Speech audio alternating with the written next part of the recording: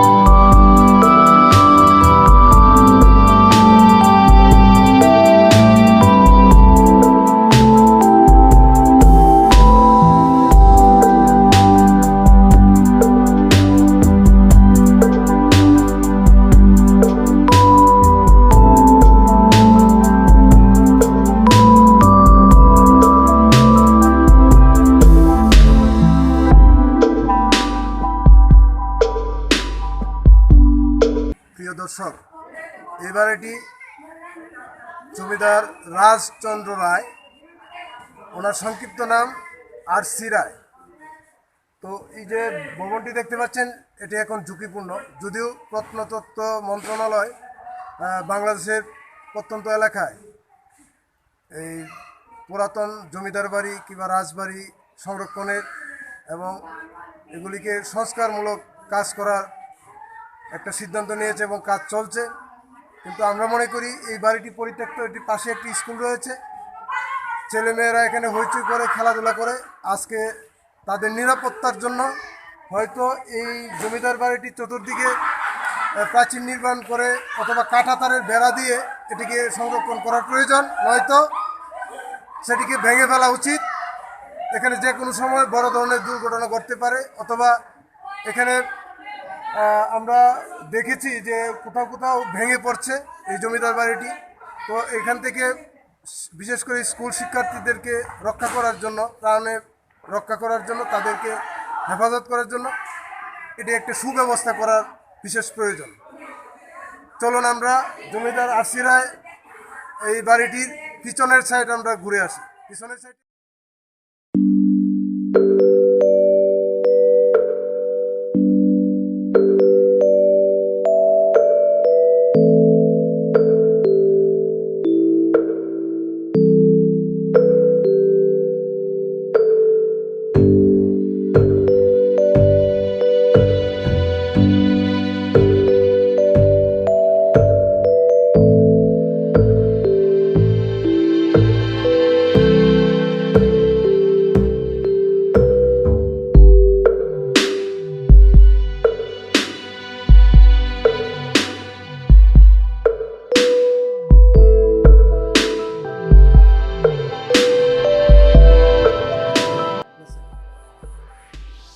আপনারা দেখতে পাচ্ছেন এই জায়গাটি বিশাল বড় একটি ফাটল দেখা দিয়েছে।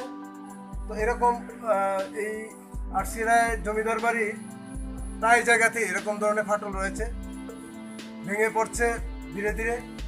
তো এখানে আমরা যা দেখতে পাচ্ছি যে এই বিল্ডিংয়ে আগাছা, বট গাছ এবং বিভিন্ন ধরনের গাছগাছালি ভরে গেছে। তো এই পরিত্যক্ত এই বাড়িটি দেখে আজ শুধু ইতিহাসের কথাই মনে পড়ছে। দ্বিতীয় বিশ্বযুদ্ধের পরে জমিদার প্রথা আস্তে আস্তে বিলুপ্তির পথে এগোতে থাকে। তো সেই অনুযায়ী এই আরসি রায়ের যে জমিদার বাড়িটি এখানে আমরা এসেছি, তাছাড়া তারাইলে আরও দু একটি বাড়ি রয়েছে। তারা সেসব বাড়িগুলি সাধারণ মানুষের নিরাপত্তার জন্য এগুলি দিকে সরকারের সুদৃষ্টি দেওয়া উচিত, যাতে কোনো প্রাণহানি না ঘটে।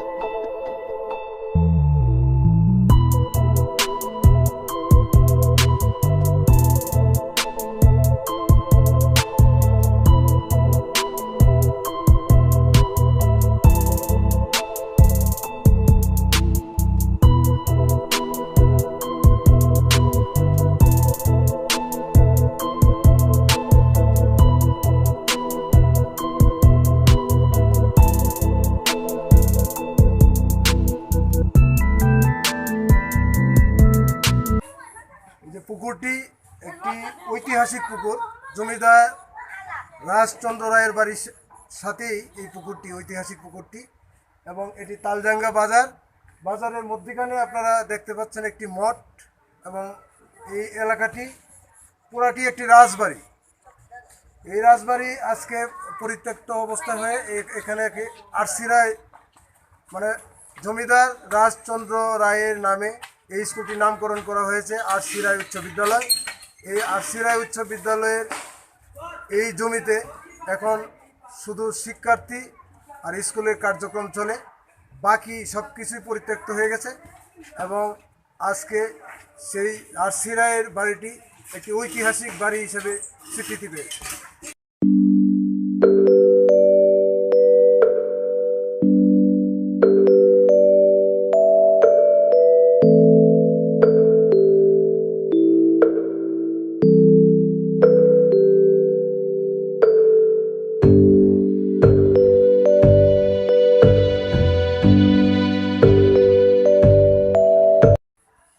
আরসি রায় উচ্চ বিদ্যালয়ের সামনে জমিদার রাজচন্দ্র রায়ের এই বাড়িটি, এখানে কেউ নেই। তারা অনেক আগেই ভারতে পাড়ি জমিয়েছে। এখন এই বাড়িটি দেখারও কেউ নেই, এখানে কেউ থাকেও না। তো কাজেই নিরাপত্তার স্বার্থে এই বাড়িটি একটি সুন্দর সুব্যবস্থা করার জন্য এলাকাবাসীর দাবি জানিয়েছে। তারাল বিচিত্রার সাথেই থাকুন এবং আবারও আপনাদের সামনে নতুন কিছু নিয়ে হাজির হব, সেই অপেক্ষায় থাকুন।